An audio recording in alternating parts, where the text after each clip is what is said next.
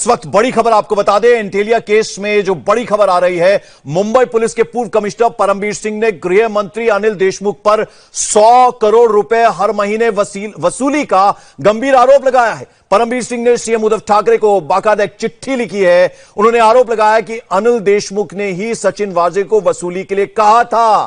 परमबीर सिंह ने दावा किया कि अनिल देशमुख ने कहा कि हर महीने 100 करोड़ रुपए चाहिए। परमबीर सिंह ने आरोप लगाया कि अनिल देशमुख ने ही सचिन वाजे को अपने घर पर कई बार बुलाया था।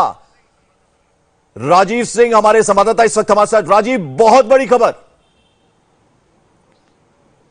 बिल्कुल सौरभ, बहुत बड़ी खबर है और इसमें सिर्फ सचिन वजे का नाम नहीं लिखा है परमबीर सिंह ने, बल्कि सोशल सर्विस ब्रांच के एसीपी का भी नाम लिखा गया और उसमें साफ तौर पर बात बताई गई कि मुंबई शहर में लगभग 1750 जो है बार है, रेस्टोरेंट है और इस तरह के तमाम इस्टेब्लिशमेंट है और इन तमाम इस्टेब्लिशमेंट से 40 से 50 करोड़ का ही कलेक्शन हो पा रहा है। अचीवेबल ये वर्ड लिखा है, यानी कि पहुंच पा रहा है, 40 से 50 करोड़ तक पहुंच रहा है, उसे 100 करोड़ तक पहुंचाना है। और सचिन वजे को बुलाकर बाकायदा अपने बंगले पर इस तरह की एक मीटिंग के जरिए अनिल देशमुख ने यह आदेश दिया था, यह बात कही थी और उसके बाद सचिन वजे ने आकर परमबीर सिंह को इस बात की जानकारी दी थी। तो परमबीर सिंह ने अपने खत में कहा है कि वो खुद शॉक हो गए थे जब उन्हें इस बात की जानकारी मिली और उन्होंने आगे जो अपनी लाइन लिखी है कि सिर्फ सचिन वजे नहीं बल्कि एसीपी सोशल ब्रांच के जो संजय पाटिल जिनका नाम बताया गया है उनका भी नाम लिखा गया था कि उनको भी बंगले पर बुलाया गया था।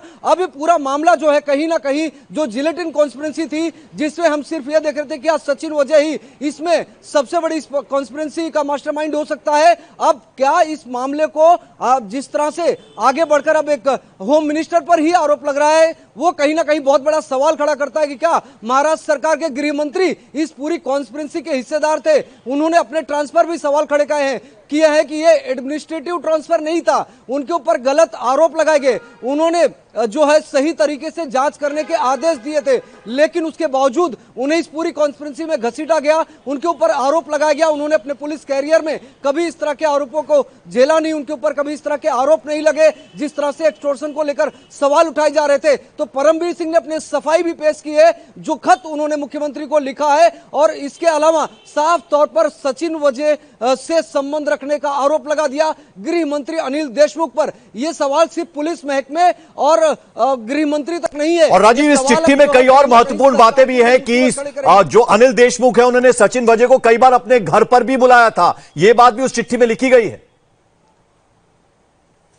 बिल्कुल उस बंगले का जिक्र किया गया है जो गृह मंत्री का अलॉटेड बंगला है महाराष्ट्र सरकार की तरफ से, उस बंगले का जिक्र किया गया है और उस बंगले पर सिर्फ सचिन वजे को नहीं बुलाया गया बल्कि एसएस ब्रांच के एसीपी को बुलाया गया। उन्हें बाकायदा कलेक्शन करने के लिए कहा गया कि मुंबई शहर में जितने भी स्टैब्लिशमेंट है, रिफ्रेशमेंट है, होटल, डिस्को, पब, बार, ये जो लेट नाइट तक चलते हैं, अक्सर हमने देखा कि कई बार इन जगहों पर पुलिस की रेड पड़ती है और उसके बाद में कई बार विवाद भी उठ खड़ा होता है। हमने कोरोना काल में भी देखा कि जहां पर लोगों पर मास्क न लगाने पर कार्रवाई की जाती है, भीड़ भाड़ वाली जगहों पर, वहां पर लेट नाइट तक डिस्को, पब, बार चलते हैं। तो जाहिर बात है कि इन चीजों को टारगेट करने का आरोप लगाया गया और यह भी बताया गया कि कलेक्शन कितना आ रहा था। यह सबसे महत्वपूर्ण बात है, यानी कि परमबीर सिंह ये बात भी बता रहे हैं कि कलेक्शन तो तब भी हो रहा था लेकिन उस कलेक्शन को ज्यादा करने की बात। बिल्कुल, हमारे एक और सहयोगी दिनेश मौर्य भी हमारे साथ जुड़े। दिनेश, बेहद गंभीर आरोप प्रदेश के गृह मंत्री पर लगाए हैं पूर्व कमिश्नर ने और किस तरह से 100 करोड़ रुपए वसूली की बात उसमें है।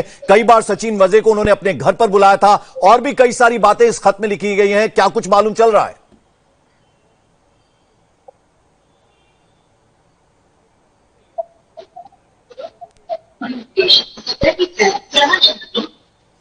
दिनेश से बात करने की कोशिश करेंगे। राजीव हमारे साथ बने। दिनेश, मैं लौटता हूं आपके पास, आपकी आवाज साफ नहीं आ रही।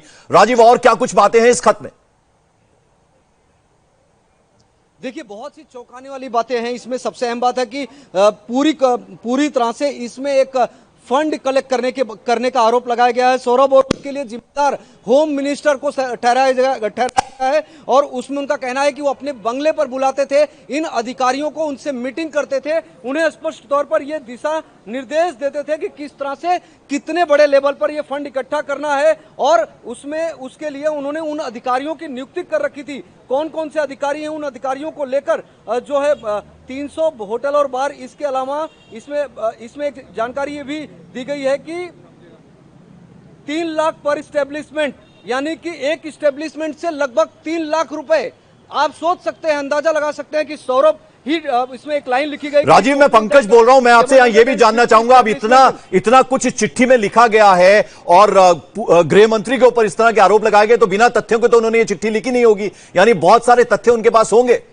निश्चित तौर पर देखिए पंकज, निश्चित तौर पर देखिए, इसमें एक इस्टेब्लिशमेंट से 3 लाख रुपए बाकायदा आंकड़े दिए गए हैं। अगर इस तरह के आंकड़े दिए जाते हैं, इस तरह की बातें कहीं बताई जा रही है कि अभी तक जो है, यानी कि पहले कितना आ रहा था और कितना टारगेट रखा गया था, जब इस तरह की चीजें बताई जा रही है तो परमवीर सिंह के पास पुख्ता तौर पर इसकी कहीं ना कहीं इसके एविडेंसेस भी हो गए। आने वाले दिनों में मामला थमने वाला नहीं है। परमवीर सिंह ने जो अभी बातें खत के जरिए ये जो बहुत बड़ा धमाका किया है महाराष्ट्र की राजनीति में, महाराष्ट्र पुलिस महकमे में, इसका जवाब भी देना पड़ेगा, इसके सबूत भी देने पड़ेंगे। तो निश्चित तौर पर डीजी स्तर के अधिकारी हैं, कमिश्नर रहे हैं मुंबई में, और निश्चित तौर पर उनके पास में कुछ तथ्य, कुछ कह सकते हैं सबूत तो जरूर होंगे, क्योंकि 3 लाख एक इस्टेब्लिशमेंट से लगभग 1750 इस्टेब्लिशमेंट, वो आंकड़े बता रहे हैं। चूंकि ये आंकड़े तो महानगर पालिका के पास होते हैं, पुलिस महकमे के पास होते हैं, परमवीर सिंह पुलिस कमिश्नर थे तो निश्चित तौर पर आंकड़े उनके पास होंगे। अब राजीव, कहीं ना कहीं अब बीजेपी फ्रंट फुट पे आएगी। हमने देखा था देवेंद्र फडणवीस ने बाकायदा प्रेस कॉन्फ्रेंस की थी जिस दिन परमवीर सिंह ने इस्तीफा दिया था,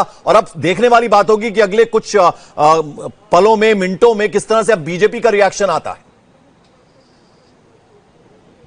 बिल्कुल, देखिए बीजेपी पहले से हमलावर हो गई है। भाजपा के दो नेता किरीट सोमैया और राम कदम ने बाकायदा बयान भी जारी कर दिया और यह कहा कि इस पूरे एक्सटॉर्शन रैकेट को अनिल देशमुख गृह मंत्री वो ऑपरेट कर रहे थे, वो चला रहे थे। उनके इस्तीफे की मांग पहले से उठ रही थी। तो महाराष्ट्र की राजनीति में यह बहुत बड़ा भूचाल आने वाला है, क्योंकि 3 पार्टियों की गठबंधन वाली सरकार है, जिसे शुरुआत से ही कहीं ना कहीं यह कहा जा रहा था कि यह गठबंधन किस तरह का है, तीनों की विचारधाराएं मेल नहीं खाती। ऐसे में इस तरह से एक साथ आकर जो सरकार बनाई गई है, कितने दिन चलेगी, क्या इनकी मंशा है, किस तरह से कौन सी विचारधारा को लेकर जाएंगे। तो जो विचारधारा की बात हो रही थी, वो विचारधारा शायद अब इस चिट्ठी के जरिए परमवीर सिंह बता रहे हैं कि क्या विचारधारा थी, किस तरह का मोटिव था, क्या मकसद था, सरकार क्या हासिल करना चाहती थी। क्योंकि अब पहले ही हमने देखा था कि आरोप हालांकि शिवसेना पर लगे थे कि बिल्कुल। तो इस वक्त की बड़ी खबर आपको एक बार फिर से बता दें, एंटीलिया केस में इस वक्त बड़ी खबर जो आ रही है, मुंबई पुलिस के पूर्व कमिश्नर परमवीर सिंह ने महाराष्ट्र के गृह मंत्री अनिल देशमुख पर 100 करोड़ रुपए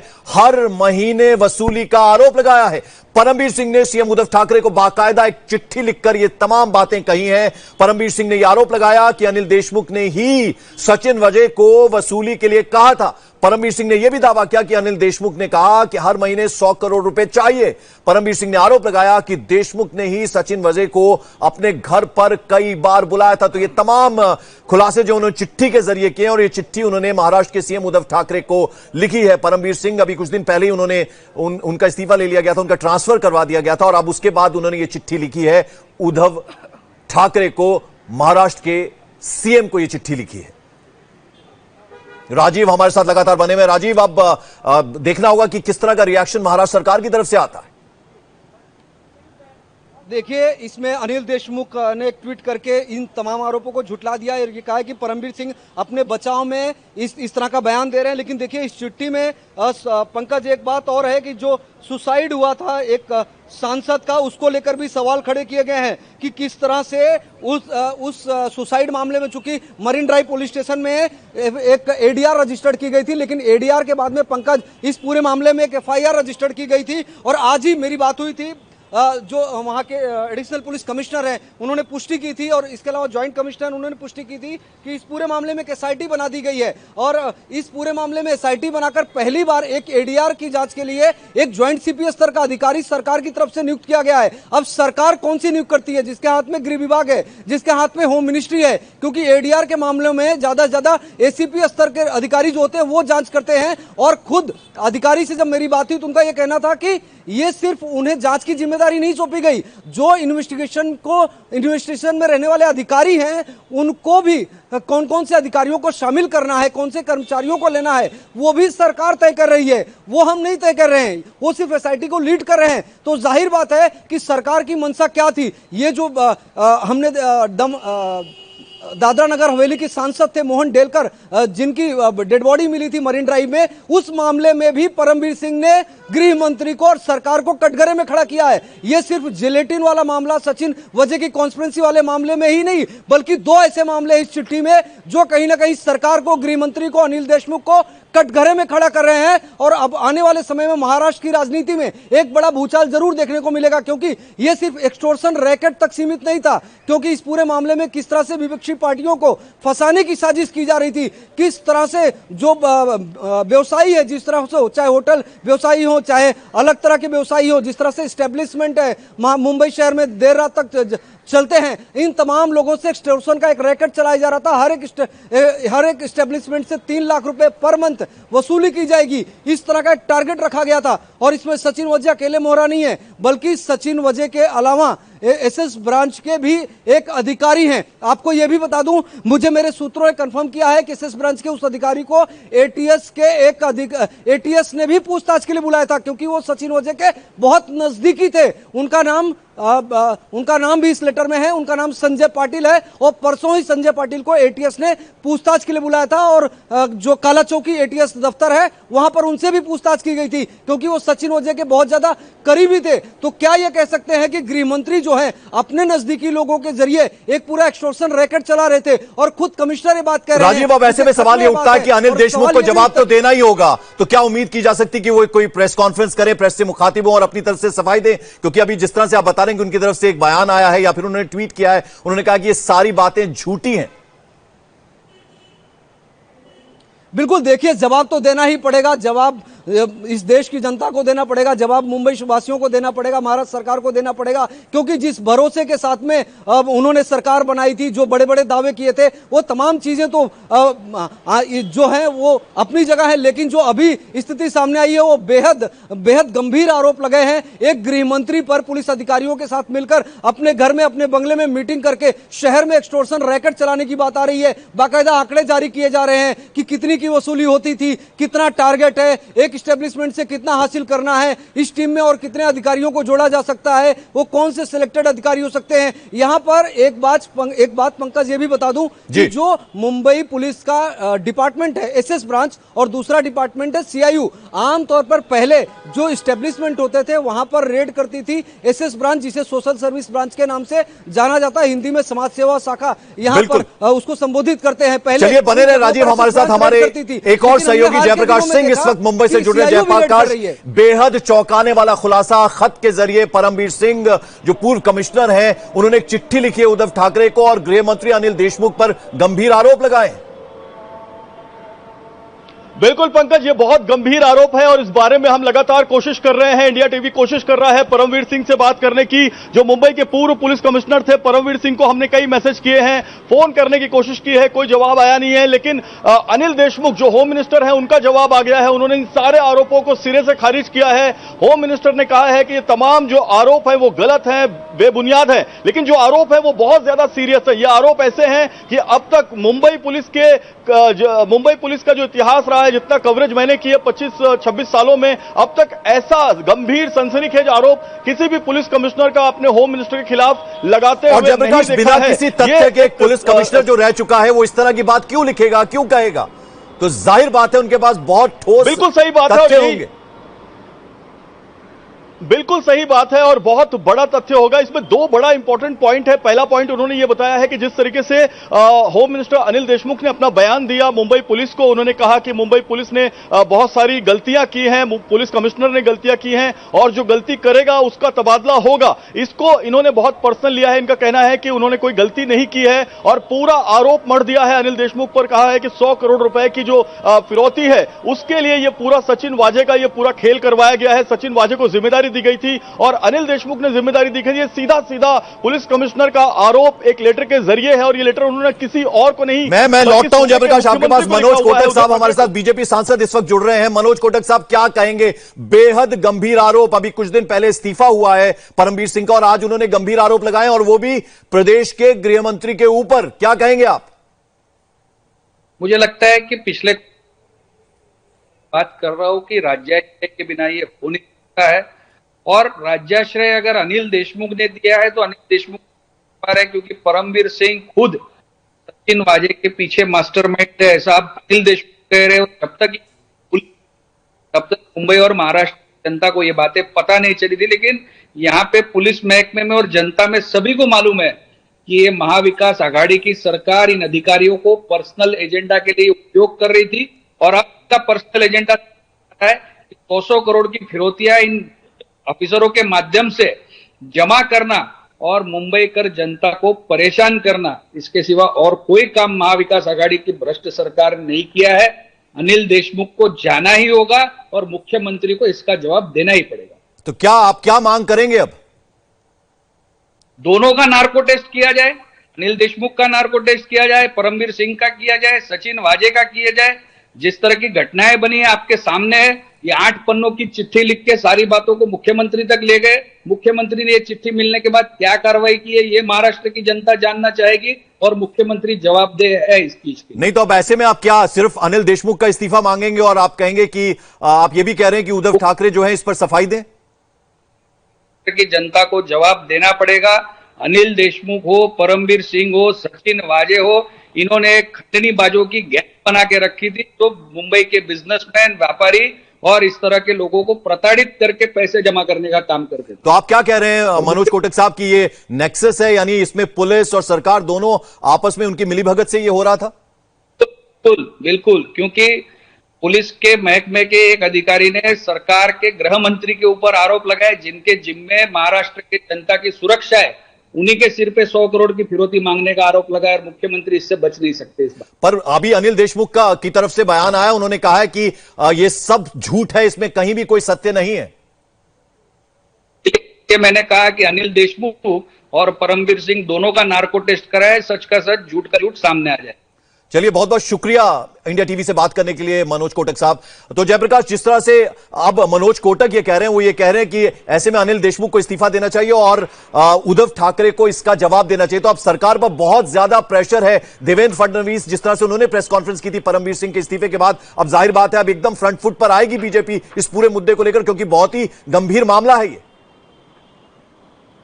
बिल्कुल पंकज, और बीजेपी को मौका मिला हुआ है पिछले 1 हफ्ते से, लगातार पिछले 2 हफ्ते से हम कह सकते हैं बीजेपी बहुत अटैकिंग मोड पर है। 25 फरवरी को जब एंटीलिया के बाहर ये स्कॉर्पियो मिली जिसमें जिलेटिन की 20 छड़ें मिली, तब से बीजेपी लगातार पहले असेंबली में देवेंद्र फडणवीस और प्रवीण दरेकर दोनों विधानसभा और विधान परिषद के विरोधी पक्ष के नेता हैं, बहुत एग्रेसिव रहे। पूरे 7 दिन 8 दिन जो असेंबली चली उसमें यही मुद्दा छाया रहा। और उसके बाद दिल्ली में देवेंद्र फडणवीस ने जो प्रेस कॉन्फ्रेंस करी, यहां सबसे महत्वपूर्ण जो बात है, बीजेपी तो अटैकिंग मोड पर है, बीजेपी को मुद्दा मिला है, लेकिन आरोप जो लगाए जा रहे हैं उसमें जो तथ्य रखा है परमवीर सिंह के, ये जो लेटर है इसमें एक सबसे बड़ा तथ्य ये रखा गया है, पलांडे नाम के एक ओएसडी हैं होम मिनिस्टर के, वो उस वक्त मौजूद थे जिस वक्त सचिन वाजे को ये कहा गया कि 1750 बियर बार, लेडीज बार और डिस्कोथेक बार है पूरे मुंबई में। अगर 2-3 लाख रुपया एक बार से अगर महीने का कलेक्ट किया जाता है तो 40-50 करोड़ रुपए की रकम तैयार होती है। हुक्का पार्लर हैं, इसके अलावा और भी लीगल एक्टिविटीज हैं, अलग अलग सिंडिकेट्स हैं, सब मिलाकर 100 करोड़ रुपए की जो रकम है वो जमा करके हर महीने होम मिनिस्टर ने डिमांड की, ऐसा आरोप लगाया गया है। अब ये आरोप है, इसमें गवाह भी तैयार किए हैं, गवाहों की लिस्ट भी दी गई है। पलांडे का नाम दिया गया है, भुजबल डीसीपी है उनका नाम दिया गया है, सचिन पाटिल जो एसीपी हैं उनका नाम दिया गया है, ज्ञानेश्वर एक ऑफिशियल रेसिडेंस हैं उनका नाम दिया गया है, ज्ञानेश्वर का जो नागपुर से बिलोंग करते हैं। बिल्कुल जयप्रकाश, मैं लौटता हूं आपके पास। मेरी सहयोगी सुरभि शर्मा इस वक्त न्यूज रूम में मौजूद है। सुरभि, ये जो चिट्ठी लिखी गई है परमवीर सिंह की तरफ से उद्धव ठाकरे को, उसमें 100 करोड़ वसूली की बात है जो अनिल देशमुख ने कही है परमवीर सिंह से। उसके अलावा उसमें रेस्टोरेंट, पब्स और तमाम जो जगहें हैं किस तरह से वहां से वसूली की जानी है, इन सब बातों का भी जिक्र है। क्या कुछ बातें कही गई हैं इस चिट्ठी में? और गौर से एक-एक लाइन को यहां पढ़ना जरूरी है क्योंकि इन्हीं के जरिए गंभीर आरोप लगाए गए हैं और उन आरोपों में सबसे महत्वपूर्ण है ये 7th पॉइंट, क्योंकि इसी 7th पॉइंट में सबसे पहले ये लिखा है कि किस तरह से सचिन वाजे जो कि हेड कर रहे थे क्राइम इंटेलिजेंस यूनिट को, और उन्होंने ये भी बताया है कि कैसे अनिल देशमुख अपने घर पर कई बार, अपने रेजिडेंस पर कई बार उन्हें बुला चुके थे। यहां एक पूरी टाइमलाइन हम देख रहे हैं इस चिट्ठी में दी गई है जिसमें यह बताया गया कि 1-2 बार नहीं बल्कि महीने में कई बार उन्हें उनके घर पर कलेक्शन के लिए बुलाया गया। अब कलेक्शन की बात पर मैं आगे जाके आपको फैक्ट्स एंड फिगर्स बताऊं जो इस लेटर में लिखे गए हैं, उससे पहले आपको यह बता दूं कि उन्होंने ये भी इस लेटर के जरिए साफ मेंशन करा है कि ये जो घर पर मीटिंग्स होती थी उन मीटिंग्स में कौन कौन वहां पर मौजूद होते थे और कौन कौन इसके गवाह है और किस तरीके से इन सबके सामने वसूली को लेकर बातचीत की जाती थी। यहां देखिए, ये साफ तौर पर लिखा गया है कि अपने रेजिडेंस पर उन्होंने कई बार बुलाया और वहां पर 1 या 2 स्टाफ मेंबर्स होते थे, इंक्लूडिंग हिज पर्सनल सेक्रेटरी। फलाने का नाम, जैसा कि अभी जेपी भी हमें बता रहे थे, ये बात इस लेटर में भी साफ तौर पर बताई गई है कि वो हमेशा होते थे। और साथ ही ये देखिए, 100 करोड़ का ये जिक्र किया गया है, हर महीने 100 करोड़, और इसमें बकायदा ये भी बताया गया है कि इसे कैसे अचीव करना है। ये एक टारगेट दिया जाता था कि कैसे 100 करोड़ वसूलने हैं और कहां कहां से, किस जरिए से, क्योंकि आगे इस लेटर में हम देख रहे हैं कि ये मेंशन किया गया है कि कौन कौन सी ऐसी जगह है जहां से ये वसूली की जा सकती है। बिल्कुल, मैं आपको हाईलाइट करते हुए यहां पर दिखाती हूं। ये देखिए, 100 करोड़ रुपए हर महीने, 1750 बार, 2 से 3 लाख हर महीने यहां से कलेक्शन हो सकता है। इसके अलावा पंकज, अगर इसमें हम आगे भी और पॉइंटर्स पे जाएं तो एक बकायदा पूरी टाइमलाइन है जिसमें यह लिखा है कि कैसे 40 से 50 करोड़ रुपए आसानी से अचीव किए जा सकते हैं। और इसके अलावा यह भी बताया गया है कि जैसे ही मुझे इस बारे में पता लगा, मैं शॉक्ड हो गया। मुझे यह नहीं समझ आया कि आखिर मैं इस सिचुएशन को कैसे। चलिए, मैं लौटता हूं सुरभि आपके पास। जयप्रकाश, ऐसे में बहुत इंटरेस्टिंग अब यह होगा देखना, क्योंकि महाआघाड़ी की सरकार है। मैं आपके पास लौटता हूं। इस वक्त हमारे साथ चंद्रकांत पाटिल साहब, महाराष्ट्र के बीजेपी अध्यक्ष, जुड़ रहे हैं। चंद्रकांत पाटिल साहब, बेहद गंभीर आरोप परमवीर सिंह ने चिट्ठी लिखकर उद्धव ठाकरे को, अनिल देशमुख जी पर लगाए हैं, क्या कहेंगे आप? अब तो ये स्पष्ट है, ठाकरे सरकार भ्रष्ट है। अब कोई सबूत की आवश्यकता नहीं। कल तक जो मुंबई के सीपी थे, जिनके सहारे कानून की सारी व्यवस्था रहती थी, वही अब ऑन पेपर कह रहे। वो ऐसा भी नहीं है कि उन्होंने बोला और डिनाई किया। ऑन पेपर ये कहा है कि हर महीने में 100 करोड़ रुपया देना पड़ता था और ये वाजे तो कलेक्शन के लिए लाया गया था। तो ये स्पष्ट है। और अभी अनिल देशमुख से इस्तीफे से नहीं होगा। अब हम मांग करते हैं राज्यपाल जी को कि भाई यह बहुत हुआ। इस महाराष्ट्र का आदमी अब ऐसी मनस्थिति में आया कि हर मिनट में क्या सामने वाला आना है। दोपहर को और एक डेड बॉडी मिली मुमरा के खाड़ी के किनारे पर, जहां हिरेन की डेड बॉडी मिली थी। रोज 2-3 गाड़ियां जब्त हो रही है, गाड़ियों में नोट काउंटिंग का मशीन प्राप्त हो रहा है। क्या चल रहा है? तो राज्यपाल जी ने अभी राष्ट्रपति को ये विनती करनी पड़ेगी भी कि अब ये सरकार ये पूरा पॉलिटिक्स का गुनहगारीकरण, क्रिमिनलाइजेशन कर रही है। तो सर, क्या मांग करेंगे आप? का उपयोग कर क्या मांग करते हैं अब आप? हम मांग करते हैं कि ठाकरे सरकार इस्तीफा दे दी। चंद्रकांत पाटिल साहब, अभी जो रिएक्शन आया है, रिएक्शन जो है वो अनिल देशमुख जी का है। उन्होंने साफ मना किया, वो कह रहे हैं सब झूठी बातें हैं। पर एक पुलिस कमिश्नर जो रह चुका हो, वो बिना तथ्य के इस तरह से चिट्ठी क्यों लिखेगा? अरे भाई, गत 1 साल में ऐसे हुआ कि हर बात को पहले डिनाई करते हैं, बाद में उनको मानना पड़ता है। संजय राठौर जी के मामले में पहले डिनाई किया, बाद में इस्तीफा लेना पड़ा। वाजे के विषय में तो एक दिन में विधानसभा में 9 बार स्थगित करना पड़ा अधिवेशन। तो 9 बार स्थगित होने के बाद नहीं मांगना, दूसरे दिन मानना पड़ा, बाद में गिरफ्तारी करनी पड़ी। कमिश्नर के बारे में मांग की, नहीं मानी, मानना पड़ा। तो ये सरकार ऐसी है कि जो देख रही है कि भाई आसानी से कोई विषय निकल जाता है क्या, तो नहीं निकलेगा। भारतीय जनता पार्टी एक स्ट्रांग अपोजिशन के रूप में काम कर रही है। आपने देखा होगा कि विधानसभा में किस प्रकार से को विषय को हमने निकाला। हम छोड़ेंगे नहीं। पर सर, परमवीर सिंह इतने दिन खामोश थे, चूंकि कुर्सी पर थे, कुर्सी छोड़ी तो उन्होंने इस तरह की बात की है। तो क्या आपको लगता है कि ये मिली भगत है? सरकार, पुलिस सब मिले हुए हैं? सब मिले हुए हैं। पुलिस अंडर प्रेशर काम कर रही है। मुंबई पुलिस, महाराष्ट्र पुलिस अच्छी है, लेकिन अंडर प्रेशर काम कर रही है। और ये प्रेशर सिर्फ क्या होम मिनिस्टर का होता है क्या? इसमें कुछ सीएम का रोल नहीं रहता क्या? तो ये सारा सरकार बर्खास्त करना पड़ेगा। यदि मुख्यमंत्री महोदय अभी भी उनमें सच्चाई है शिवसेना के कार्यकर्ता के नाते, तो वो स्वयं होकर इस निष्कर्ष तक आ जाएंगे कि भाई ये सरकार चलाना असंभव है। नहीं, पर अब अभी तक तो अनिल देशमुख मना कर रहे हैं, लेकिन अभी सबसे पहले तो वो कहेंगे कि अगर ये बात वो कह रहे हैं तो उसके कहा ही ना कि वो सारी चीजें पहले मना करते हैं, बाद में मान्य करना पड़ता है। तो इसकी लिस्ट दी ना मैंने। संजय राठौड़ वाला विषय पहले मना किया, फिर इस्तीफा लेना पड़ा। संजय वाजे का विषय हो, परमवीर सिंह, सारे विषय लो, पहले तो ना ही कहते हैं। इनमें कोई नैतिकता ही नहीं है। चलिए, चंद्रकांत पाटिल साहब, बहुत बहुत शुक्रिया इंडिया टीवी से बात करने के लिए। बीजेपी प्रदेश अध्यक्ष हमारे साथ थे। जयप्रकाश, अब इंटरेस्टिंग ये होगा देखना कि जो महाआघाड़ी सरकार है उसमें एनसीपी है, कांग्रेस है और शिवसेना है। अब अगर अनिल देशमुख इस्तीफा दे लेते हैं तो क्या सरकार चल पाएगी? क्योंकि अब चूंकि बीजेपी फ्रंट फुट पर आकर खेलेगी, जैसा कि कह रहे हैं चंद्रकांत पाटिल भी कि हमें इस्तीफा चाहिए अब सरकार का, और वो गवर्नर से मिलने वाले हैं।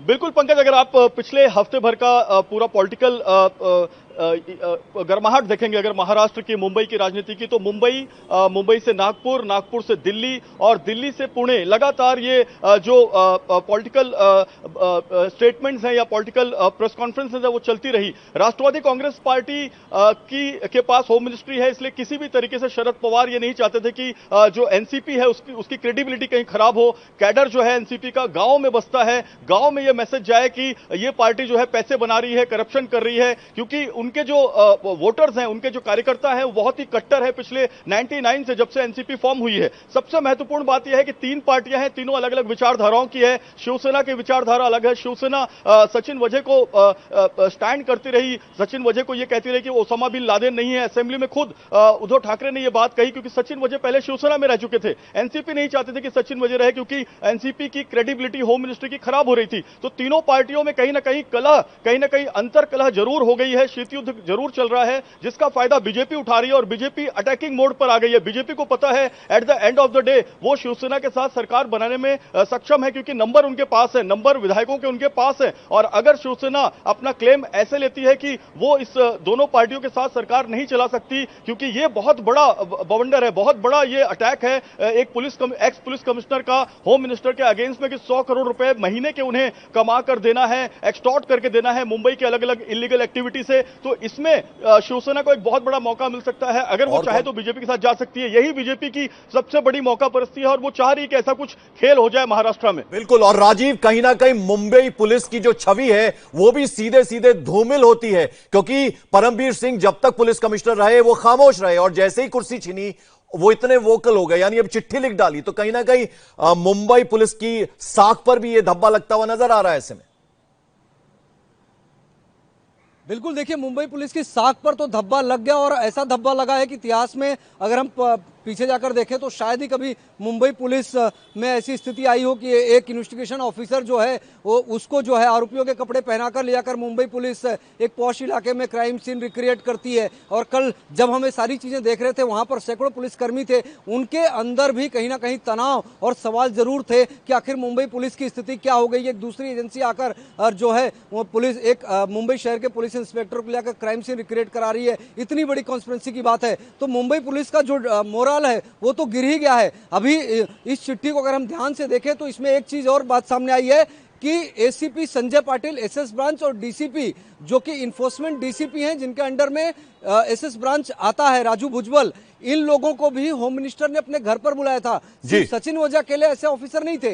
एपीआई सचिन वजह के अलावा Sanjay Patil, assistant commissioner of police ACP, और deputy commissioner of police Raju Bhujbal, enforcement DCP, इन तीनों लोगों को बुलाया था। चूंकि ये ब्रांच जो है वो सिर्फ इसी तरह की कार्रवाइयां करती है जो इलीगल एक्टिविटीज चलती हैं, चाहे महिलाओं के खिलाफ हो, चाहे लेट नाइट तक कोई हुक्का पार्लर चलता हो, बार चलता हो, कहीं वेश्यावृत्ति चलती हो। तो ऐसी जगहों को आइडेंटिफाई किया गया था और उनको आइडेंटिफाई करके उनको बाकायदा बताया गया था कि कितना कलेक्शन करना है। व्हाट्सएप कन्वर्सेशन हुआ था। व्हाट्सएप कन्वर्सेशन में क्या बातें परमबीर सिंह ने कही थी और क्या बातें संजय पाटिल ने बताई थी अपने कमिश्नर को तत्कालीन, और क्या बातें डीसीपी राजू भुजबल ने बताई थी, उस कन्वर्सेशन को भी बाकायदा। चलिए मैं लौटता हूं राजीव आपके पास। सुरभि, आपके पास एक बार फिर से मैं आना चाहूंगा, क्योंकि वो चिट्ठी की पूरी जो पॉइंटर्स हैं वो आपके पास हैं, और क्या क्या महत्वपूर्ण बातें, जैसे कि आपने बताया 100 करोड़ महीने की वसूली का जिक्र है, कहां से वो पैसे उगाए जाएंगे, जिसमें पब्स, बार, रेस्टोरेंट, उन सब का जिक्र है, और क्या क्या बातें इस चिट्ठी में कही है परमबीर सिंह। उसी की डिटेल पंकज मैं यहां आपको बताना चाहूंगी, क्योंकि यहां पर अगर हम 9th पॉइंट पर गौर करें, हालांकि ये जो आगे आपको मैं दिखाऊंगी वो है पूरी चैट और पूरी कॉन्वर्सेशन, जिसमें बकायदा एक एक डिटेल, एक एक टाइमलाइन बताई गई है। लेकिन उससे पहले यहां गौर करना जरूरी है कि किस तरीके से यह बताया गया है कि कुछ ही दिन बाद कैसे कलेक्शन के लिए पूरी बात कही गई, और ये तक कहा गया, मैं हाईलाइट करते हुए एक बार फिर से यहां पर आपको दिखाना चाहूंगी कि किस तरह से यह कहा गया, हमारा लक्ष्य है, हमारा टारगेट है, targeting a collection of rupees 40 to 50 crore, 40 से 50 करोड़ टारगेट है हमारा, और ये कैसे हो सकता है? 1750 बार्स के जरिए, रेस्टोरेंट्स के जरिए, और किस तरीके से ये ऑपरेट करते हैं, किस तरीके से हर महीने कितना टारगेट यहां से अचीव किया जा सकता है, ये सारी डिटेल्स एंड पॉइंटर्स के जरिए यहां पर बताई गई है। पंकज, इससे पहले भी मैंने आपको ये बताया था कि किस तरीके से ये साफ तौर पर लिखा गया था कि हमारा टारगेट है पूरे 100 करोड़ का, और ये टारगेट है 100 करोड़ का हर महीने। मैं एक बार फिर से इसे हाईलाइट करके आपको दिखाना चाहती हूं, क्योंकि यहां पर ये साफ नाम के साथ लिखा गया है और ये बताया गया है कि किस तरीके से 100 करोड़ का टारगेट हर महीने अचीव करने का था, और ये भी बताया गया है कि आखिर कहां से किस जरिए ये पैसा आना जरूरी है। इसके अलावा हम आगे इस लेटर में अगर जाएंगे तो पंकज, आगे आप देखेंगे कि किस तरीके से नाम और बाकायदा ये डिटेल भी दी गई है कि जब जब इस तरह की डिस्कशंस उनके घर पर होती थी या कहीं हुक्का पार्लर्स में भी होती थी, तो वहां उस वक्त कौन कौन मौजूद होता था और किस तरीके से महीने में एक बार नहीं बल्कि हर शॉर्ट इंटरवल के बाद ये मुलाकात और ये खास मीटिंग रखी जाती थी, जिसमें ये साफ तौर पर कहा जाता था कि वसूली कैसे की जानी है और कहां कहां किस जरिए से पैसा आ सकता है। पंकज, बिल्कुल। और जयप्रकाश, अगर यहां देखा जाए किस तरह से जिलेटिन से भरी कार मिली थी एंटीलिया में मुकेश अंबानी के घर के बाहर, और कहां ये किस तरफ ये पूरा का पूरा मामला अब जाता हुआ नजर आ रहा है, और यकीनन अनिल देशमुख की कुर्सी तो अब खतरे में नजर आ रही है साफ साफ। बिल्कुल, देखिए, शरद पवार जो है इस पूरे मामले को बहुत गंभीरता से लेंगे, बहुत संजीदा नेता हैं और महाराष्ट्र की राजनीति में 50 साल से ज्यादा उनको हो गया है। इस पूरी खाटी राजनीति जिसको हम बोलते हैं किसानों की राजनीति, किसानों के नेता के रूप में वो बारामती से पुणे के एक रूरल तहसील से बाहर आए और पूरे देश में वो छा गए, कृषि मंत्री केंद्र के बने, वो रक्षा मंत्री बने। तो निश्चित तौर पर वो उस पार्टी के नेता है जो पार्टी अभी विवादों में आ गई है, लगातार एक के बाद एक विवाद आ रहे हैं। एक चिट्ठी में बहुत इंपॉर्टेंट पॉइंट है जो जिसका जिक्र करना जरूरी है। दादरा नगर हवेली के सांसद मोहन डेलकर की मुंबई में आत्महत्या हुई थी एक होटल में, उसका भी इसमें जिक्र किया गया है कि उसमें अबेटमेंट का केस लेने के लिए बहुत दबाव था गृह मंत्रालय का, यानी सीधा सीधा दबाव अनिल देशमुख का था, और वो बार बार लीगल एक्सपर्ट्स की राय ले रहे थे। परमवीर सिंह जब मुंबई पुलिस कमिश्नर थे और उनका कहना था कि अबेटमेंट का केस सीधे सीधे बीजेपी के नेताओं के खिलाफ नहीं बनता है, इसमें एक प्रफुल्ल पटेल और कुछ बीजेपी के नेताओं का नाम आया था गुजरात के, तो ये भी उन्होंने जिक्र किया है। और जिक्र उन्होंने 3-4 पॉइंट किए हैं कि बार बार उनको हरेसमेंट किया जाता था, अलग अलग चीजों के लिए दबाव बनाया जाता था, जिसमें ट्रांसफर्स की भी बात है,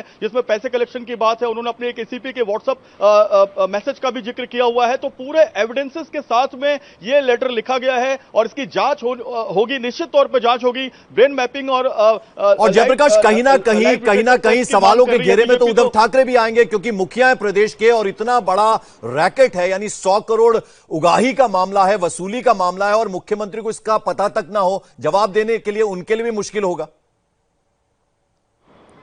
बिल्कुल सही कहा पंकज आपने, लेकिन ये ऐसी पहली सरकार है जिसको हम कह सकते हैं कि मैं आपके पास आता हूं। चरण सिंह सापरा साहब इस वक्त कांग्रेस के नेता हमारे से जुड़ रहे हैं। चरण सिंह सापरा साहब, क्या कहना चाहेंगे जो गंभीर आरोप खत के जरिए परमवीर सिंह ने गृह मंत्री पर लगाए हैं महाराष्ट्र के?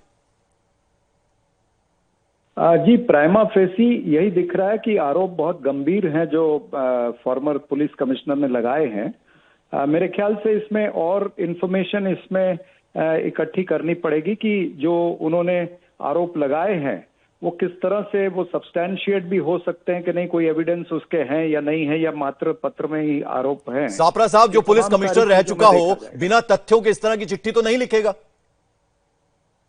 नहीं, ठीक है, लेकिन तथ्य तो सामने आने ही चाहिए ना। ऐसा नहीं है कि भाई प्राइमा फेसी एलिगेशंस लगा दिए और उसको मान लिया जाता है। दूसरा तरफ मुझे ऐसे भी लगता है ये कहीं ना कहीं होम डिपार्टमेंट के अंदर एक ऑल आउट वॉर छिड़ गई है मेरे ख्याल से।